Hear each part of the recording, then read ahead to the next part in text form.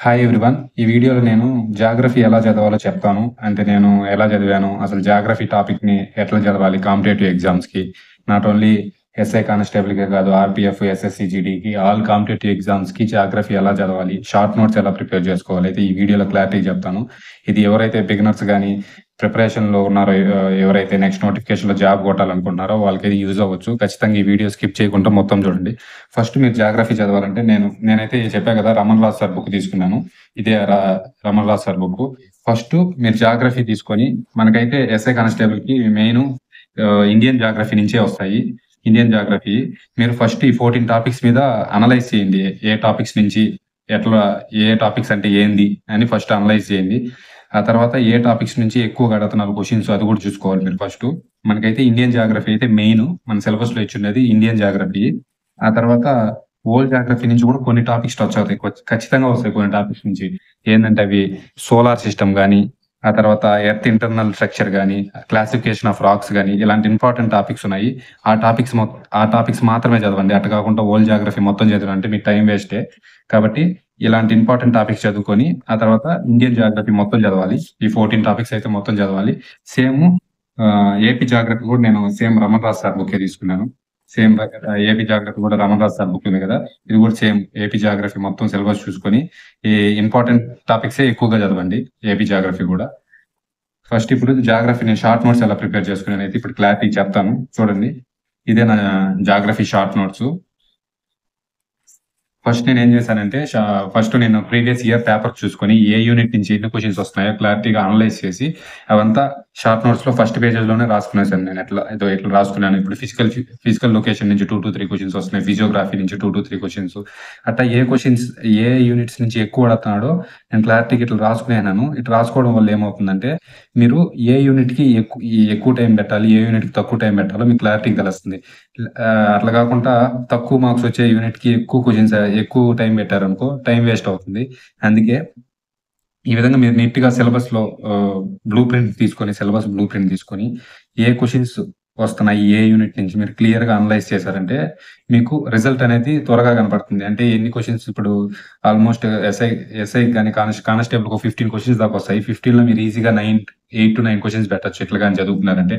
అట్లా కాకుండా మనకి అసలు సిలబస్‌లో లేని చాప్టర్ మీరు చదువుకుంటా పోయినారంటే అది టైం వేస్టే. మీరు ఫస్ట్ మీ సిలబస్‌లో ఏ టాపిక్ ఉన్నాదో ఆ టాపిక్ మాత్రమే చదవాలి. ఎక్స్‌ట్రా టాపిక్ అంతా చదవాల్సిన అవసరం లేదు. ఎందుకంటే మీకు ఎక్స్‌ట్రా టాపిక్ వల్ల యూజ్ లేదు. మీకు నాలెడ్జ్ వస్తుందేమో గానీ మనకిప్పుడు అవసరం ఏదో అదే చూసుకోవాలి.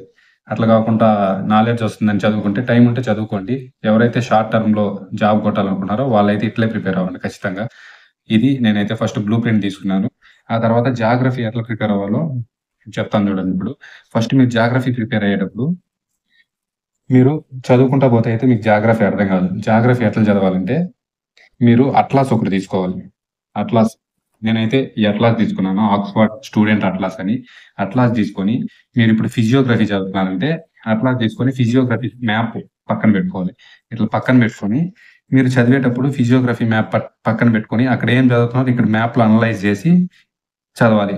అప్పుడే మీ మైండ్‌కి ఈజీగా ఎక్కేస్తుంది. అట్లా కాకుండా మీరు ఏదో చదువుకొని పోతున్నాము, ఏదో చదువుతున్నాం అంటే మాత్రం మీకసలు అర్థం కాదు. ఇప్పుడు Indian borders with other countries ఉంటుంది కదా! Indian states border with other countries అది కూడా ఈ విధంగా మ్యాప్ పాయింటింగ్ పట్టుకొని ఏ కంట్రీస్ అంటే ఎన్ని స్టేట్స్ ఆ కంట్రీతో బార్డర్ షేర్ చేసుకున్నాయి. అవన్నీ ఈ విధంగా మ్యాప్ పాయింటింగ్‌తో మీరు చూసుకున్నారంటే మీరు కొన్ని సార్లు మ్యాచ్ ద ఫాలోయింగ్ అడుగుతారు కదా! అలాంటి వాటికి ఈజీగా యూజ్ అవుతుంది. ఈ విధంగా మ్యాప్ పాయింటింగ్ పెట్టుకొని జాగ్రఫీ అయితే ఖచ్చితంగా చదవాలి. ఇంకో విషయం ఏంటంటే మీరు జాగ్రఫీ ఉంటుంది కదా! మీరిప్పుడు ప్రిపేర్ అయ్యే రూము లేదా ఏదో ఒక హాస్టల్‌లోనే మీ బెడ్ కాడ గాని ఏదో ఒకటి మీరేం చేయాలంటే ఒక వరల్డ్ మ్యాప్ తీసుకోవాలి. వరల్డ్ మ్యాప్ ఒకటి ఆ తర్వాత ఇండియన్ మ్యాప్ తీసుకొని ఒక గోడకి అతికించుకోవాలి. అతికించుకొని మార్నింగ్ లేసి ఇప్పుడు బ్రష్ చేసేటప్పుడు గాని ఆ మ్యాప్‌ని బాగా కొద్దిగా కాన్సంట్రేట్‌గా చూడాలి. అంటే ఇప్పుడు మీరు ఇండియన్ మ్యాప్ అతికించుకున్నారనుకో, మీరు ఇండియన్ మ్యాప్‌లో అతికించుకోవడం మీరు ఒక మార్కర్ తీసుకోవాలి. నేనైతే ఇట్లే చేశాను. ఒక మార్కర్ తీసుకొని ఇప్పుడు ఇండియన్ కోస్టల్ లైన్ ఎంత? కోస్టల్‌లో ఫస్ట్ కంట్రీ గుజరాత్ కదా! కోస్టల్ లైన్ బార్డర్‌తో ఫస్ట్ గుజరాత్ మళ్ళీ ఆంధ్రప్రదేశ్ అట్లా వాటి డిస్టెన్సు నేను ఇప్పుడు ఆంధ్రప్రదేశ్ అంటే సి అని పెట్టుకొని ఎంత కోస్టల్ లైన్ షేర్ చేసుకున్నదో అట్లా రాసుకునేస్తాను. ఇప్పుడు గుజరాత్ సి అని పెట్టేసి ఎంత కోస్టల్ లైన్ మనం షేర్ చేసుకుంటున్నదో అది ఆ నంబర్ అక్కడ రాసేస్తాను. అదేలాగా ఈ బార్డర్‌తో అదర్స్ కంట్రీస్‌తో బార్డర్‌లు గూడా అట్లే రాసుకునేస్తాను. ఈవెన్ ఫారెస్ట్‌లో ఫస్ట్ మధ్యప్రదేశ్ గదా! ఎఫ్1 అని పెట్టుకుంటాను మధ్యప్రదేశ్. ఆ తర్వాత పాపులేషన్‌లో యూపీ గదా! పి1 అని పెట్టుకుంటాను. అట్లా లీస్ట్ కూడా లీస్ట్ అయితే ఎల్1 అని అట్లా మీరు పెట్టుకునే ప్రతి సబ్జెక్ట్ ప్రతి టాపిక్‌లో జాగ్రఫీని అట్లా అనలైజ్ చేసుకొని నీట్‌గా మ్యాప్ పాయింటింగ్ మీద మీరు మార్కర్‌తో రాసేసి ఎవ్రీడే మీరు దాన్ని చూస్తా ఉన్నారంటే మీకు మైండ్‌కి అసల ఫ్రీ అయిపోతుంది. మీరు ఎప్పుడు అడిగినా టక చెప్పేస్తారు క్వెషన్స్. జాగ్రఫీ మాత్రం ఇదైతే ఇట్లా ఫాలో అవ్వండి జాగ్రఫీ చదివేటప్పుడు. అట్లా కాకుండా ఏదో సబ్జెక్ట్ లాగా చదువుకుంటా పోతే మీకు అప్పుడైతే అర్థమవుతుంది గానీ, ఎగ్జామ్‌లో అయితే ఖచ్చితంగా మీరు మర్చిపోతారు. కాబట్టి మీరు ఖచ్చితంగా జాగ్రఫీనైతే ఇట్లే చదవండి. ఇది జాగ్రఫీ చదివేది. ఆ తర్వాత నేను షార్ట్ నోట్స్ అని చెప్పా కదా! ఫస్ట్ మీరు షార్ట్ నోట్స్ నేను ఎట్లా ప్రిపేర్ చేసుకున్నానో చూపిస్తున్నా చూడండి. ఇప్పుడు లొకేషన్ అండ్ ఫిజికల్ సెట్టింగ్స్ అని చెప్పా కదా! అది మొత్తం ఒక 15-20 పేజెస్ ఉంటుంది మామూలుగా బుక్స్‌లో అయితే. నేను దాన్ని మొత్తం ఒక 5 పేజెస్‌లో మొత్తం దాన్ని పట్టించేసాను. 5 పేజెస్‌లో ఇట్లా రాసుకునేసాను. ఈ విధంగా పాకిస్తాన్‌తో ఎంత షేర్ చేసి చైనాతో ఎంత షేర్ చేసుకున్నది ఇట్లా నీట్‌గా బ్లూ ఇంకే రెడ్ ఇంక్ గాని, రెడ్ ఇంక్, బ్లాక్ ఇంక్ గాని యూజ్ చేయండి. ఎందుకు యూజ్ చేయమని చెప్తానంటే మీరు చదివేటప్పుడు అది ఈజీగా మీకు చదవడానికి ఇంట్రెస్ట్ వస్తుంది. ఈజీగా గూడా మీ మైండ్‌కి ఎక్కుతుంది. ఎందుకంటే ఒకే ఇంక్ యూజ్ చేయడం వల్ల మీరు చదవడానికి ఇంట్రెస్ట్ రాదు చాలామంది. చాలామంది ఏదో రాసుకున్నామంటే రాసుకుంటారు కాదు. నీట్‌గా రాసుకోండి.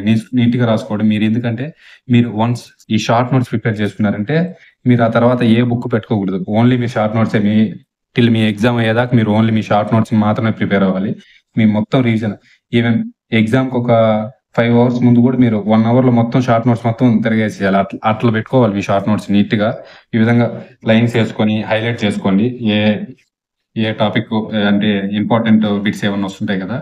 ఈ విధంగా హైలైట్ చేసుకోండి. హైలైటర్‌తో గాని లేదా మీ రెడ్డింగ్ పెన్‌తోని హైలైట్ చేసుకోండి. ఆ తర్వాత యూనిట్ అయిపోవడము మీరు ఇప్పుడు ఒక చాప్టర్ అయిపోయింది. చాప్టర్ అయిపోవడం మీరేం చేయాలంటే ఒక పేజ్ వదులుకోవాలి. ఎందుకంటే మీరు ఇప్పుడు కరెంట్ జాగ్రఫీ కూడా జరుగుతా ఉంటుంది. ఇప్పుడు for suppose mount Everest height పెరిగింది. ఈ మధ్య 8848.86 వచ్చింది కదా! ఆ విధంగా మౌంట్ ఎవరెస్ట్ హైట్ అలాంటి బిట్స్‌ని మీరేం చేయాలంటే మళ్ళీ లాస్ట్‌లో రాసుకోవాలి. అట్లా రాసుకోవడం వల్ల ఏమవుతుందంటే మీకు కరెంట్ జాగ్రఫీ కూడా కవర్ అయిపోతుంది. కాబట్టి మీరేం చేయాలంటే ఎవ్రీ చాప్టర్ మీ షార్ట్ నోట్స్ కంప్లీట్ అవ్వడము. మీ షార్ట్ నోట్స్ కంప్లీట్ అవ్వడం మీరేం చేయాలంటే ఎనకాల ఒక పేజీని ఖాళీగా వదిలేసి ఇంకో యూనిట్ స్టార్ట్ చేయాలి. ఈ విధంగా నేను సేమ్ ఫిజియోగ్రఫీ కూడా ఇట్లే రాసుకున్నాను. ఫిజియోగ్రఫీ ఆఫ్ ఇండియా నీట్‌గా చూడండి. లేక్స్ ఆఫ్ ఇండియా, క్లైమేట్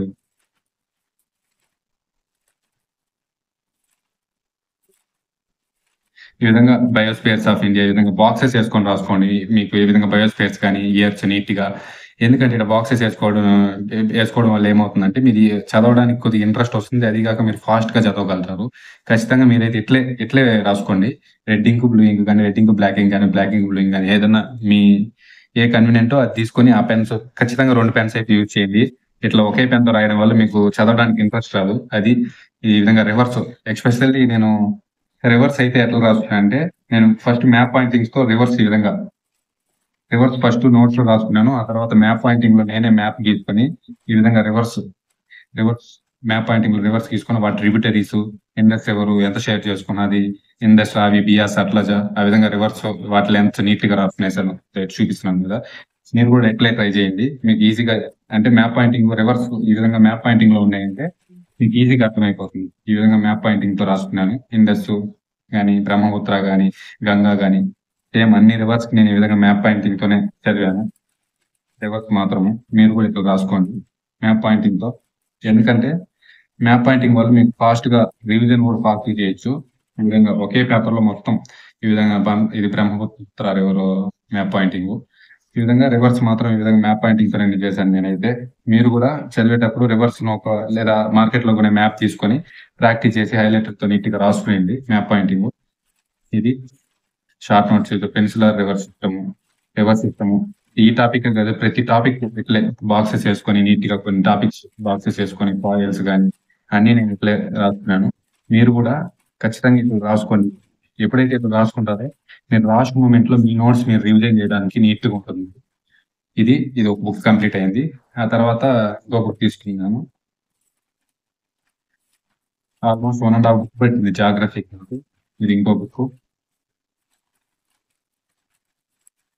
ఇది జాగ్రఫీ మొత్తం అయితే ఇట్లే మొత్తం జాగ్రఫీయే కదా నేను అన్ని అన్ని సబ్జెక్ట్స్ ఇట్లే రాసుకున్నాను. అన్ని సబ్జెక్ట్స్ కూడా నేను ప్రతి సబ్జెక్ట్ చూపిస్తాను ఎట్లా చదవాలో. డైలీ అప్పుడప్పుడు చెప్తా ఉంటాను వీడియోస్ చేస్తా ఉంటాను. ఇందులో నేషనల్ వాటర్ వేస్ ఇట్లా బాక్సెస్ వేసుకొని నీట్‌గా రాసుకునేసాను ట్రాన్స్‌పోర్ట్ సిస్టమ్‌లో. నేషనల్ వాటర్ వేస్ గాని, ఆ తర్వాత ఇండియన్ పాపులేషన్ గురించి కూడా ఈ విధంగా రాసుకునేసాను. ఈవెన్ ఏపీ జాగ్రఫీ కూడా నేను సేమ్ బ్యాక్ సైడ్ తిప్పుకొని ఏపీ జాగ్రఫీ కూడా ఆంధ్రప్రదేశ్ లొకేషన్, ఫిజికల్ నీట్‌గా ఇట్లా రాసుకునేసాను ఏపీ జాగ్రఫీ గాని. అన్ని మీరు షార్ట్ నోట్స్ అయితే ఖచ్చితంగా రాసుకోవాలి. ఎందుకంటే చాలా మందికి డౌట్ ఉంటుంది. షార్ట్ నోట్స్ ఏమి మామూలు బుక్‌లోనే చదువుకునేయొచ్చు కదా అనుకుంటారు. కానీ లాస్ట్ మొమెంట్‌లో రివిజన్ చేయడానికి మీ షార్ట్ నోట్స్ బాగా యూజ్ అవుతుంది. ఖచ్చితంగా మీరు షార్ట్ నోట్స్ అయితే ప్రిపేర్ చేసుకోండి. షార్ట్ నోట్స్ ప్రిపేర్ చేసుకోకుండా మీరు గాని ఏ సబ్జెక్ట్ అయినా చదివినారంటే మీరు మామూలుగా ఇప్పుడు షార్ట్ నోట్స్ ప్రిపేర్ అయ్యే వాళ్ళకన్నా మీరు ఒక స్టెప్ వెనకున్నట్టే. ఖచ్చితంగా మీరైతే షార్ట్ నోట్స్ ప్రిపేర్ చేసుకోండి. ఇది జాగ్రఫీ ప్రిపేర్ అయ్యే విధమైతే. మీరు చెప్పా కదా నేను మ్యాప్ పాయింటింగ్ మాత్రం మీ రూమ్‌లో ఎక్కడో దగ్గర అంటించుకోండి. మ్యాప్ పాయింటింగ్ అంటించుకొని ఇప్పుడు మధ్యప్రదేశ్ ఫారెస్ట్‌లో ఫస్ట్ ఉంది. ఆ తర్వాత యూపీ పాపులేషన్‌లో ఫస్ట్ ఉందండి. F1, P1 వరల్డ్ మ్యాప్‌లో కూడా రష్యా ల్యాండ్‌లో ఫస్ట్ ఉంది కదా! ల్యాండ్ మొత్తంలో L1 అని అట్లా పెట్టుకోండి మీరు. ఇట్లా పెట్టుకొని ఎవ్రీడే మీరు బ్రష్ చేసేటప్పుడు చూస్తా ఉన్నారంటే మీకు ఈజీగా మైండ్‌కి ఎక్కేస్తుంది.